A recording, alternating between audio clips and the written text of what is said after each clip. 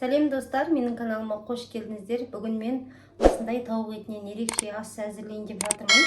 Енді каналыма 2 аптаның сыртында видео салынбады. Оның себептері бар. Астана қаласына барып, осылай тісімізді емдетуге байланысты видео сала алмай қалдым. Енді бүгіннен бастап әдемі видеолармен, рецептермен сіздермен бөлісетін болам. Каналыма қазірден бастап тіркеліп алыңыздар.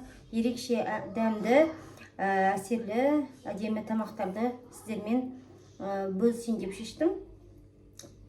Енді міне қазір біз осылай тауық етін аламыз, сүйектерімен. Енді осының қазір біз осылай үстінен әдемі орталарына жаңағы себілген приправаларымыз, тұздарымыз сіңімді болу үшін осылай үстінен кесіп шығамыз. Ешқандай қабығын алудың да қажеті жоқ. Міне әдемілеп жуып тазалап алдық жаңа. Міне осылай барлығын кесіп аласыздар. Енді барлығын көрсетпей қойын, түсінікті деп ойлаймын. Екінші біреуін артық жері болатын болса, осылай кесіп тастасаңыздар да болады. Міне осылай бөліктерге бөліп аламыз. Міне осылай 6 бөлігін алдым мен. Сыртын алып тастайыншы.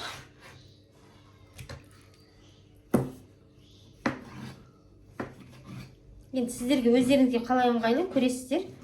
Не, осылай. Барлығын осылай кесіп шығасыздар. Бұл енді арасына тұзы сіңу үшін, піскенде әдемі болып тұру үшін осылай мен алып жатырмын. Егер ұнамаса сыртын алып тастасаңыздар да болады. Енді өздеріңізге қалай ыңғайлы қарайсыздар. Міне достар, қараңыздар, міне осындай болып тұр бізде.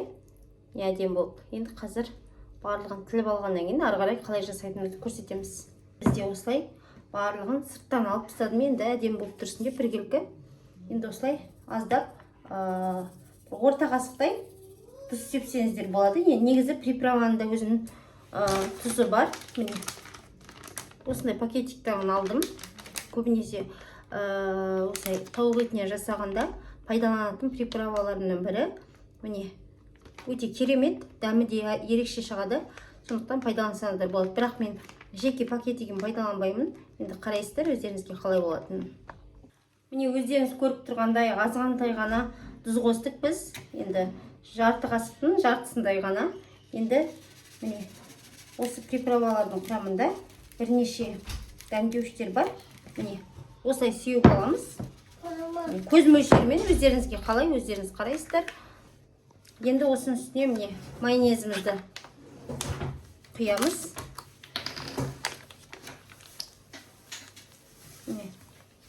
Осы жеткілікті бізге. Енді қолымызбен араластырамыз. Әбден мына жаңа бірнеше бөліктерге бөліп алдық. Осының барлығына қолымызбен жағып шығамыз. Әдемі болсын деп. Міне, сонда сініп әдемі болып тұрады. Піскенде де, қазір өздеріңіз қарайсыздар. Ерекше, оңай табамызға салғаннан кейін бірден пешімізге орналастырамыз. Тауық еті өздеріңіз білесіздер, тез әрі жылдам піседі. Өздеріңізді қасына енді картошка немесе күріш, гречка әртүрлі тағамдарды дайындай берсеңіздер болады. Осылай барлығын араластырып алды. Осылай қолдарыңызбен бүкеп жесеңіздер болады. Әдемі араларына сіңсін деп. Қараңыздар, күшті болып тұр. Жеңіл тағамдардың бірі ғой. Кешкі асқа осындай тағам дайындап жатқаннан кейін каналыма салайын дедім. Қараңыздар, өте керемет. Өздеріңіз көріп тұрғандай, енді табамызға аздап қана сұйық май құйып, қазір жан-жағына жағып шығамыз. Осы жеткілікті. Енді осылай жағып шығамыз. Көріңіздер, мен көп жағдайда осылай пеште піскен тағамдарды өте жақсы көремін. Осылай майымызды жағып алғаннан кейін, достар, қазір орналастырып қойып шығамыз. Сосын өздеріңіз білесіздер, әркімнің пеші әртүрлі. Біреуінікі тез піседі, біреуінікі ақырын піседі деген сияқты. Енді пеш менде газдың астында орналасқан. Сондықтан қазір енді көресіздер. Жаңа аздап тағы приправа қосып жібердім, аз болып қалмасын деп.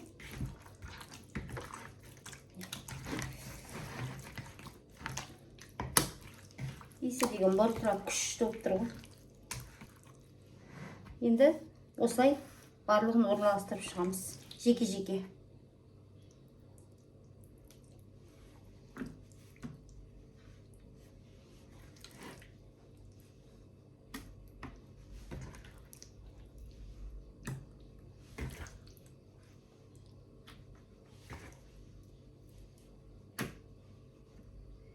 Бүйтіп жаға салсақ болады, артық қалмасын деп. Қазірде піседі. 20-25 минуттың ішінде дайын болатын астарымыздың бірі. Міне достар, осылай барлығын салып орналастырып алдық. Енді пешімізге саламыз. 180 градуста беті қызарғанша пісіріп аламыз. 20-25 минуттың ішінде тез әрі жылдам дайындалатын тағамдарымыздың бірі. Каналыма тіркеліп, лайк басып, комментарий жазып қолдап кетіңіз. Менің каналыма басында мен осы бірінші видеомды салғаннан бастап тіркелген жандар әлі күнге дейін маған комментарий жазып өздерінің пікірлерімен бөлісіп жатады. Ол кісілерге алғысым шексіз. Сондықтан каналым өте пайдалы, дәмді, тез дайындалатын тағамдар өте көп. Сондықтан қазірден бастап тіркеліп алыңыз. Міне 180 градусқа пешімізге қойып қойдық. Енді қазір беті қызара бастағанда бірден алатын боламыз. Видеоның соңына дейін қарап кетіңіз. Достар, өздеріңіз көріп тұрғандай, бізде кешкі асымыз дайын болды. Иісі деген бұрқырап тұр. Енді керемет ыстық болып тұр. Қалай көрсетсем екен сіздерге. Міне қараңыздар. Жақынырақ бір көрсетейін. Кәдімгідей өзінің суы шығып, күшті болып піскен ғой, жұмсақ болды. Міне 25 минуттың ішінде пісіп шыққан тамағымыз. Енді қазір мен күріш дайындаған болатынмын. Жаңа мұздай суға қоя салдым оны да. Ол да дайын тұр бізде. Енді менде осындай үйде формалар бар. Соның көбелегін таңдап алдым. Қазір осының ішіне күрішімізді салып алып, форма жасап сіздерге көрсетіп, кекасымызбен бөліскім келіп тұр. Қараңыздар. Міне өздеріңіз көріп тұрғандай, осылай күрішімізді әдемілеп тұрып салып алдық. Енді мына қараңыздар. Жұмсақ күшті болып тұр ғой. Енді қазір біреуін алайын. Осылай ыдысымызға бір салып алайық. Ерекше. Енді мына ыдысымызға жеке-жеке салып қойайық.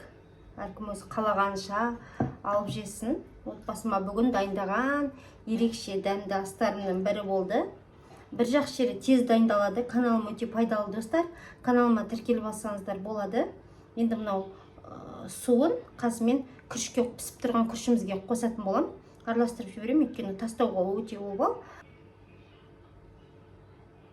Осылай аздап қана сеуіп жіберейін. Қараңыздар.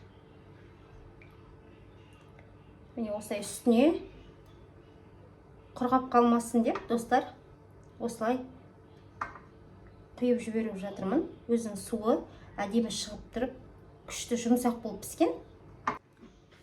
Міне қараңыздар. Бүгінгі мен дайындаған асым өте керемет. Қараңыздар. Қадымды тәбетті ашатындай болып тұр ғой. Міне. Каналға қазірден бастап достар тіркеліп алыңыздар. Қазір дәмін сіздермен бірге көретін боламыз. Міне енді осы формамыздан ақырын ғана күрішімізді алатын боламыз. Енді мен көбелек тәріздес қылтып алдым. Міне қараңыздар. Бүгінгі біздің кешкі асымыз осындай достар. Міне тауық етінен бастап көрейін дәмін. Не қараңыздар, кәдімгідей жүп-жұмсақ арасын қараңыздар.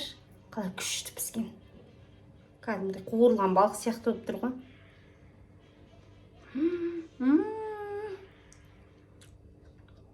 Приправасын кәдімгідей өлшегендей салыппын.